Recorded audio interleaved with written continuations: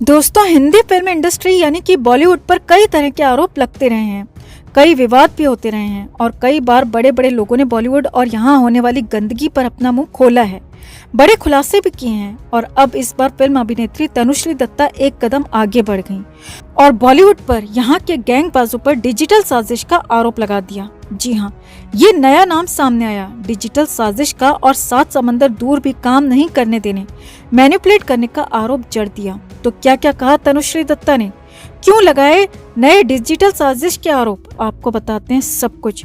आप भी वीडियो को लाइक और शेयर कर अपना प्यार और सपोर्ट दिखाएं, चैनल के साथ जुड़कर हमारी ताकत बढ़ाएं और कमेंट में अपनी बात अपनी राय जरूर रखें। तो तनुश्री दत्ता 2010 के दौर में भारतीय फिल्म इंडस्ट्री में एक्टिव रहीं और इस दौरान तनुश्री ने कई फिल्मों में काम किया। उनका काम और नाम ठीक ठाक भी हो गया था, लेकिन अचानक तनुश्री दत्ता विदेश चली गईं और अमेरिका जाकर सेटल हो गईं। हालांकि कई सालों तक तनुश्री वहीं पर रहीं और कुछ साल पहले तनु ने नाना पाटेकर पर कई तरह के गंभीर आरोप लगाए थे, मी टू के भी आरोप लगाए थे, और तब भी नाना पाटेकर पर कोई कार्रवाई नहीं हुई थी। और तब भी तनुश्री दत्ता ने बॉलीवुड पर उनका साथ नहीं देने आरोपी नाना पाटेकर का समर्थन करने का आरोप लगाया था। हालांकि तब तो मामला बंद हो गया, मगर इस बार तनुश्री दत्ता ने जो बातें कही हैं, जो खुलासे किए हैं, उसके लिए किसी सबूत की जरूरत ही नहीं है दोस्तों, क्योंकि ये सब कुछ सबके सामने है और सब कुछ एक क्लिक पर उपलब्ध है। और तनुश्री दत्ता ने इसे डिजिटल साजिश करार दिया है, उनके खिलाफ घटिया हरकत तक बता दिया और यहाँ तक कह दिया कि इसी डिजिटल साजिश की वजह से उन्हें विदेश में यानी कि अमेरिका में भी काम नहीं मिल रहा है, क्योंकि मुंबई तो वो आना नहीं चाहती, लेकिन अमेरिका में काम करना चाहती हैं और बॉलीवुड के साजिशों के चलते, यहाँ के गैंगबाजों के चलते वहाँ भी काम नहीं मिल रहा। असल में तनुश्री ने आरोप लगाया कि उनका इंग्लिश विकिपीडिया पेज बेहद खराब तरीके से एडिट किया गया है। इसमें उन्हें सिर्फ एक इंडियन मॉडल दिखाया गया है, जबकि वो मिस इंडिया यूनिवर्स रह चुकी हैं, मिस यूनिवर्स में भारत का प्रतिनिधित्व कर चुकी हैं और बॉलीवुड स्टार और अभिनेत्री भी रह चुकी हैं और कई फिल्मों में तनु ने काम किया है, जिसमें से कुछ फिल्में हिट भी साबित हुई थीं। तनुश्री का कहना है कि इतना सब कुछ होने के बाद भी विकिपीडिया पेज पर मेरा परिचय सिर्फ इंडियन मॉडल के रूप में दिया गया है और ये एक डिजिटल साजिश ही है। जी हाँ, तनुश्री ने आगे कहा, बॉलीवुड में कुछ बड़े बड़े फिल्मी घराने हैं, कुछ बड़े बड़े गैंगबाज हैं, उनके पास पूरी ऐसी टीम है जो कि डिजिटल स्पेस में इस तरह की गंदगी करते हैं, दूसरों को नीचा दिखाते हैं, दूसरों के काम को कमतर रखवाते हैं, क्योंकि विकिपीडिया का पेज कोई भी एडिट कर सकता है, बस उसे अपनी आईडी बतानी होती है।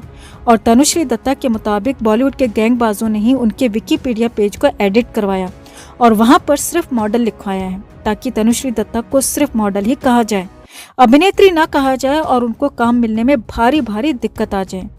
अब तनुश्री यहीं पर नहीं रुकी, तनुश्री ने आगे कहा कि बॉलीवुड में ऐसे लोगों की, ऐसे गैंगबाजों की पूरी फौज मौजूद है और ये लोग किसी भी बाहरी शख्स को यहाँ सफल होना तो दूर, सेटल तक नहीं होने देना चाहते।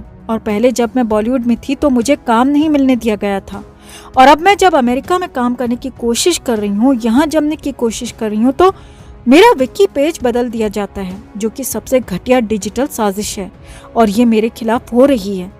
तनुश्री दत्ता का कहना है कि जब आपको दूसरे देश में काम चाहिए होता है तो लोग आपका नाम गूगल पर सर्च करते हैं और उसके आधार पर ही आपको जज किया जाता है, उसी के आधार पर आपको वेटेज मिलता है, उसी के आधार पर आपको काम की क्वालिटी भी मिलती है, मगर आपकी आइडेंटिटी ही गलत बना दी जाती है। अगर आपके डिजिटल स्पेस में ही आपके खिलाफ साजिश हो जाती है तो फिर आपके पास काम के ऑप्शंस बहुत कम बचते हैं। यही नहीं, तनुश्री ने कहा कि मेरे विकिपीडिया पेज पर न सिर्फ मुझे मॉडल दिखाया गया, साथ ही साथ कई तरह की गलत इन्फॉर्मेशन और भी एडिट की गई है। मेरे डेब्यू पर मेरी उम्र 55 साल दिखाई गई है, मुझे तमिल मॉडल लिखा गया है और ये सब कुछ बॉलीवुड में कुछ लोगों की शह पर हो रहा है, जो कि अब भी मेरा पीछा नहीं छोड़ रहे हैं और ये बात मुझे परेशान कर रही है। और मैं उम्मीद करती हूँ कि सभी लोग इसे देखेंगे और मुझे और मेरा सपोर्ट जरूर करेंगे। अब तनुश्री के इस खुलासे के बाद अंदाजा लगाया जा सकता है दोस्तों कि आखिर बॉलीवुड के गैंगबाज कितने बड़े और घटिया स्तर के लोग हैं, किस हद तक दूसरे को गिराने के लिए जा सकते हैं, जो कि आपके सामने ही है। अब यहाँ पर इन गैंगबाजों के सामने जो है, उनको तो ये परेशान कर ही रहे हैं, साथ ही साथ 7 समंदर पार भी ये लोगों को नहीं छोड़ रहे हैं, उन्हें भी काम नहीं मिलने देते और उन्हें भी बर्बाद करने की पूरी कोशिश करते हैं। और यही बॉलीवुड का सबसे गंदा सच है और डिजिटल साजिश के रूप में एक बार फिर से तनुश्री दत्ता ने इसे खोलकर सबके सामने रख दिया। तो आपका इस पूरे खुलासे पर क्या कहना है दोस्तों? कौन हो सकता है वो घटिया गैंगबस जो इस तरह की घटिया हरकतों पर उतर आया? आप भी कमेंट में अपनी बात, अपनी राय जरूर रखें और वीडियो को लाइक और शेयर कर अपना प्यार और सपोर्ट भी जरूर दिखाएं। दोस्तों, मुंबई से बहुत बड़ी और बहुत बुरी खबर है। लता मंगेशकर को लेकर खबर है। अचानक सुबह सुबह उनकी हालत ज्यादा बिगड़ गई है। पहले से ही उनकी तबीयत बिगड़ी हुई थी, लेकिन सुबह सुबह और ज्यादा क्रिटिकल हो गई। आईसीयू से सीसीयू में ट्रांसफर किया गया और हालत यह है कि अब उनसे मिलने से, बात करने से पूरी तरह से रोक पाबंदी लगा दी गई है। और खबरें तो यहाँ तक हैं कि लता मंगेशकर बिल्कुल आखिरी वक्त में है, किसी भी वक्त ऐलान हो सकता है। तो क्या है पूरा अपडेट, डॉक्टर्स ने कितने घंटे का दिया है समय, सब कुछ आपको बताते हैं। आप भी वीडियो को शेयर करें और कमेंट करके लता जी के लिए दुआ जरूर करें। तो मुंबई के ब्रीच कैंडी अस्पताल में लता मंगेशकर का कई दिनों से इलाज चल रहा है। कोविड के बाद उन्हें यहाँ लाया गया था और उसके तुरंत ही बाद उन्हें निमोनिया भी हो गया। हालात बिगड़ने लगे। हालांकि अभी 2 दिन पहले खबर आई थी कि उनकी हालत अब ठीक हो रही है, वो रिकवर कर रही हैं, लेकिन सोमवार की सुबह सुबह अचानक लता मंगेशकर की तबीयत ज्यादा बिगड़ गई। जी हाँ, तबीयत बिगड़ क्या गई, और ज्यादा खराब हो गई, क्रिटिकल कंडीशन आ गई। ब्रीच कैंडी अस्पताल के आईसीयू में लता मंगेशकर का इलाज चल रहा था और सुबह सुबह उन्हें अचानक सीसीयू यानी कि क्रिटिकल केयर यूनिट में शिफ्ट कर दिया गया। बताया जा रहा है कि उनकी हालत पूरी तरह से क्रिटिकल हो चुकी है, क्योंकि आईसीयू से सीसीयू में तभी शिफ्ट किया जाता है जब हालात बिगड़ जाएं, बेकाबू होने की तरफ हों, और इसीलिए कहा जा रहा है कि उनकी हालत क्रिटिकल है। डॉक्टर्स ने उनकी हालत पर अपडेट भी दिया है। डॉक्टर्स का कहना है कि लता मंगेशकर की हालत बिल्कुल भी ठीक नहीं कही जा सकती। हालांकि डॉक्टर ने साफ साफ तो बयान नहीं दिया, लेकिन इतना जरूर कह दिया कि पहले से और ज्यादा उनकी तबीयत बिगड़ चुकी है और उन्हें दुआओं की जरूरत है। बताया जा रहा है कि आईसीयू में उनकी हालत बहुत ठीक नहीं थी और अब तो और ज्यादा बिगड़ी है और डॉक्टर्स ने 24 घंटे के ऑब्जर्वेशन के लिए उन्हें रखा है। 24 घंटे तक उन्हें गहन जांच में, गहन पूरी प्रतीक्षा में रखा जाएगा और इस दौरान उनकी पूरी हेल्थ पर नजर रखी जाएगी।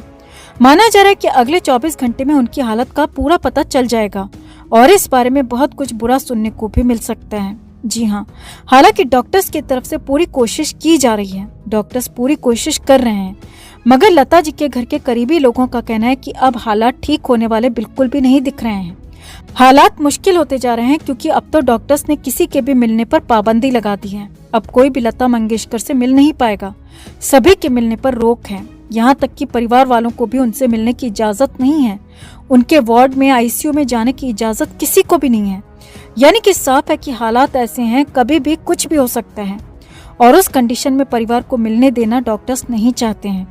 हालांकि अस्पताल के कुछ सूत्रों का कहना है कि लता मंगेशकर की सांसों को अब सिर्फ मशीनों के जरिए चलाया जा रहा है। जी हाँ, ये बहुत बड़ी बात कही जा रही है, क्योंकि मशीनों के जरिए फिलहाल सांसें चलाई जा रही हैं और मशीनें हटा दी गई तो हालात कुछ भी हो सकते हैं, कितने भी बुरे हो सकते हैं और इसीलिए माना यह भी जा रहा है कि किसी भी वक्त उन्हें लेकर घोषणा की जा सकती है, ऐलान किया जा सकता है और इसीलिए तैयारी के वक्त के लिए 24 घंटे लिए गए हैं और इस 24 घंटे में अगर कोई चमत्कार होता है तो लता मंगेशकर एक बार फिर से वापस से बेहतर होकर सामने आ सकेंगी। तो अब कुल मिलाकर दवाओं के साथ दुआओं की भी जरूरत है और देखना होगा कि दुआएं क्या रंग लाती हैं। हम भी दिल से लता दीदी के लिए दुआ करते हैं और आपसे भी रिक्वेस्ट करते हैं कि इनके लिए दिल से दुआ करें। गेट वेल सून लता दीदी।